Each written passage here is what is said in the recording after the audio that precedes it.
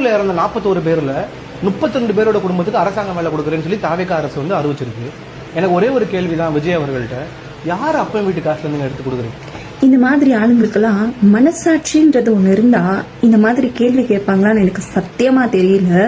இவங்கெல்லாம் குழி தோண்டி எல்லாத்தையும் புதைச்சிட்டு அதுக்கப்புறம் உயிர் இல்லாம வெறும் உடம்பு மட்டும் நடந்துட்டு வாழ்ந்துட்டு இருக்க ஜென்மங்கன்னு நினைக்கிறேன்.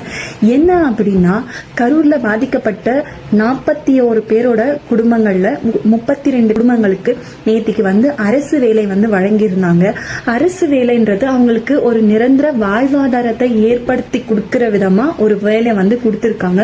உடனே வந்து டிஎன்பிசிஎஸ் எழுதினவங்களுக்கெல்லாம் எக்ஸாம் எழுதினவங்களுக்கு அப்புறம் என்ன வேல்யூ நேற்றுக்கே கேட்டிருந்தாங்க. நான் என்ன கேட்கிறேன்னா, டிஎன்பிசிஎஸ் எழுதினவங்களுக்கு அவங்க எழுதிருக்காங்க, அவங்க அதுல செலக்ட் ஆனா அவங்களுக்கான ஒர்க் அலோகேட் பண்ணுவாங்க.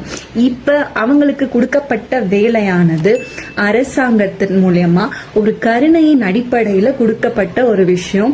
சோ இதனால வந்து இல்ல உடனே இவங்களுக்கு கலெக்டர் வேலையோ இல்ல பெரிய போஸ்டிங்ல இருக்கிற ஒர்க்கோ கொடுக்கல, அவங்களோட வாழ்வாதாரத்துக்கு ஒரு நிரந்தர வழி வகுத்து கொடுத்திருக்காங்க. அதுல என்ன பிரச்சனைன்னு தெரியல.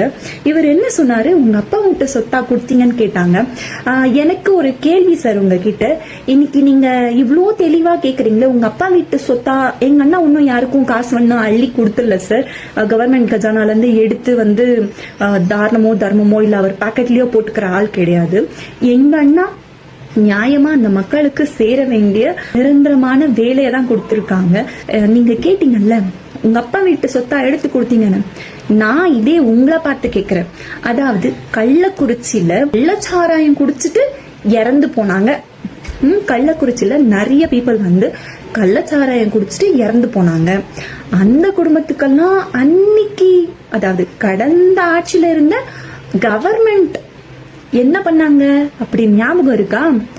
10 லட்சம் ரூபாய் அவங்க குடும்பத்துக்கெல்லாம் கொடுத்தாங்க. அது எங்க இருந்து வந்தது? உங்க ஸ்டாலின் சார் அவர் பாக்கெட்ல இருந்து எடுத்து கொடுத்தாரா? கவர்மெண்ட் கஜானால இருந்து தானே எடுத்து கொடுத்தாரு, மக்கள் வரி பணத்துல இருந்து தானே எடுத்து கொடுத்தாரு. அன்னைக்கு வாயை மூடிட்டு இருந்துட்டு இன்னைக்கு பாதிக்கப்பட்ட மக்களுக்கு அவரு வேலையை கொடுக்கக்குள்ள இந்த மாதிரி பேச உங்களுக்கு எல்லாம் எப்படிதான் மனசு வருதோ? ச்சே.